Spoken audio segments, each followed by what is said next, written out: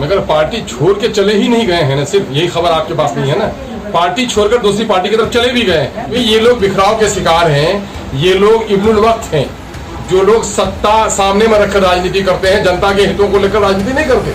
हरचंद के बिहार में हमारी वो हैसियत नहीं है कि बिहार में हम राजकाज की दावेदारी करें, लेकिन हाँ ये हैसियत तो हमारी है कि बिहार में साफ सुथरी राजनीति की तरफ नई नस्ल के लोगों को कदम बढ़ाने के लिए हम दावत दे रहे हैं कि अवसरवाद की राजनीति करने वाले और अवसरवादियों का दामन छोड़ो, सत्य पर आधारित सियासत करो, न्याय पर आधारित सियासत करो। सर, राजद के 5 एमएलसी पार्टी छोड़ के जेडीयू में ज्वाइन हो गए हैं, साथ में राजद के जो उपाध्यक्ष थे उन्होंने भी अपने पद से इस्तीफा दे दिया है, तो कैसे देखते हैं आप इस सब चीज़ को? देखिए, ये लोकतंत्र के लिए बहुत ही अफसोसनाक अमल है कि लोग सिद्धांतों को छोड़कर अवसरवाद का रास्ता अपनाते। रघुवंश बाबू एक जिम्मेदार नेता रहे हैं। मैं समझता हूं कि पार्टी को अपनी कारकर्दगी का हिसाब करना चाहिए कि इतने जिम्मेदार आदमी उससे क्यों अलग हो रहे हैं। जहां तक एमएलसीज लोगों के बारे में है तो ये गैर मारूफ लोग हैं और ये शायद खमियाजा है राजद को भुगतना पड़ रहा है कि जो लोग ऊपर से टपक पड़ते हैं कहीं न कहीं एमएलसी बनने के लिए, जो लोग पार्टी के लिए सेवा कम करते हैं और पार्टी का सत्कार ज़्यादा करते हैं, ऐसे लोग हैं, तो उसका खमियाजा बहरहाल पार्टी भुगत रही है। ये बिखराव कहीं से भी मुनासिब नहीं है, लेकिन इस पर सबसे ज़्यादा अगर आप जाएंगे तो ये बीजेपी और जदयू की खरीदारी का मामला इनका रहा है कि जोड़ने तोड़ने में ये लोग दूसरी पार्टियों को, आम जनता के सेवा से ज़्यादा ये लोग जोड़ तोड़ की राजनीति पर वो करते हैं, विश्वास करते हैं। इसलिए हम लोग इसी नज़र से इसको देखते हैं। लेकिन लोग घर संभालें, जो लोग बिहार संभालने की बात करते हैं वो लोग अपना घर संभालें, और जो लोग बिहार में इंसाफ के साथ राजनीति की बात करते हैं वो लोग अपने गिरबान को झाँकें कि खरीदो फरोख्त और हॉर्स ट्रेडिंग का जो मामला किसी राजनीति में घुस जाए तो वो देश और वो इलाका कभी अच्छा नहीं बन सकता। नहीं, देखिए, दोनों बातें हैं, मगर पार्टी छोड़ के चले ही नहीं गए हैं ना, सिर्फ यही खबर आपके पास नहीं है ना, पार्टी छोड़कर दूसरी पार्टी की तरफ चले भी गए हैं। जी। अगर वाकईतन पार्टी के अंदर में कोई इख्तलाफ होता तो कुछ देर के लिए वो ठहरते, पार्टी छोड़कर चिंतन मंथन करते, जिसे रघुवंश बाबू ने किसी पार्टी का दामन नहीं थामा है। नहीं है ना, ये तो उनके पार्टी की बात है, हमें ज्यादा बात करने की जरूरत भी नहीं है। हम तो लोगों को यही कह रहे हैं कि भाई ये लोग बिखराव के शिकार हैं, ये लोग इब्नुल वक्त हैं, जो लोग सत्ता सामने में रखकर राजनीति करते हैं, जनता के हितों को लेकर राजनीति नहीं करते।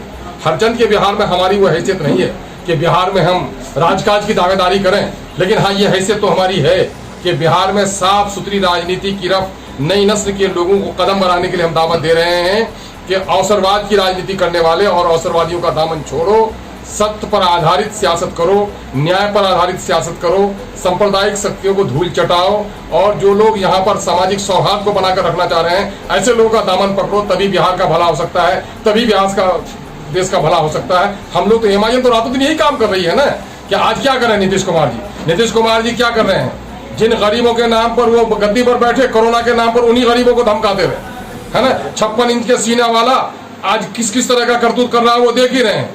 इनके सामने में कोई मामला ही नहीं है। हुकूमत बनती है तो सबसे पहले तलाक बिल लेकर आते हैं, लगता है कि तलाक बिल ही है। मामला ये है कि एनआरसी के मामले में, एनपीआर के मामले में राजद और कांग्रेस का क्या रोल रहा है, लोग ये भी देख रहे हैं। तो ये सारी चीजें हैं जो जनता मंथन कर रही है। लेकिन राजनीति के लिए अफसोसनाक है, किसी पार्टी से हट जाना तो ठीक है भाई, पार्टी के उसूलों से, पार्टी सिद्धांत से हट जाए या पार्टी के उसूलों से इख्तलाफ हो, आदमी जा सकता है, लेकिन आज इसको छोड़ के फौरन दामन थाम रहा है ना। तो इसके बाद कहीं ना कहीं से अवसरवाद की राजनीति। सर, महागठबंधन में फूट भी है। हम पार्टी ने डेडलाइन दी है कि महागठबंधन 25 तारीख तक जो है फैसले कर ले और बैठक बुला ले, वरना हम आगे की ओर देखेंगे। कहीं ना कहीं ये एक डेडलाइन देना, इस बीच हम पार्टी का महागठबंधन को और फिर जो है इनका अलग हो जाना, ये क्या संकेत दे रहा है? जाहिर है भाई, देखिए ये उनके घर का मसला है, हम तो उसके बारे में कुछ नहीं कर सकते हैं। महागठबंधन में हाँ, जाहिर है कि ये सारी चीजें, जैसा कि आप कुछ प्रेडिक्शंस भी हुए हैं, उसके बाद ये सारा कुछ हो रहा है, तो जाहिर है कि कुछ न कुछ बिखराव है और इन पार्टियों को अपने दिन पहले मदन मोहन झा जी ने भी कहा था, जो कांग्रेस के प्रदेश कार्यकारिणी अध्यक्ष हैं, कि तेजस्वी हमारे महागठबंधन के नेता नहीं हो सकते हैं। तो इस बीच कहीं ना कहीं कांग्रेस और राजद में भी खटाव चल रहा है, फिर राजद और हम में फिर यहाँ पर महागठबंधन पूरी तरह से टूटता हुआ दिख रहा है। आप इसको किस तरह से भुनाने की कोशिश करेंगे? मैं तो ये कहूँगा कि ये चाल है भाजपा और जदयू की भी। इन लोगों की अपने संगठन में कुछ कमजोरी तो है ही, लीडरशिप को लेकर के पिछले दिनों से इन लोगों के यहाँ झगड़ा चल रहा है।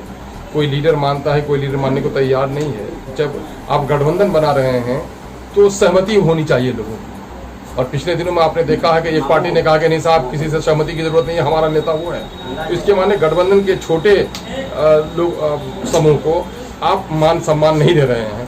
तो जाहिर है कि ऐसा संगठन जहाँ MIM इसको लाने की कोशिश करेगी, MIM इसको अपने ओर लाने की कोशिश करेगी। MIM हम लोग तो कह ही रहे हैं कि अवसरवाद की राजनीति से और सांप्रदायिकता की राजनीति से अलग हटकर देश के हित में संविधान के अनुसार अगर राजनीति करनी है तो ये MIM जो राह दिखा रही है, ये राह है। हम लोग इसको अपने अंदाज में देख रहे हैं।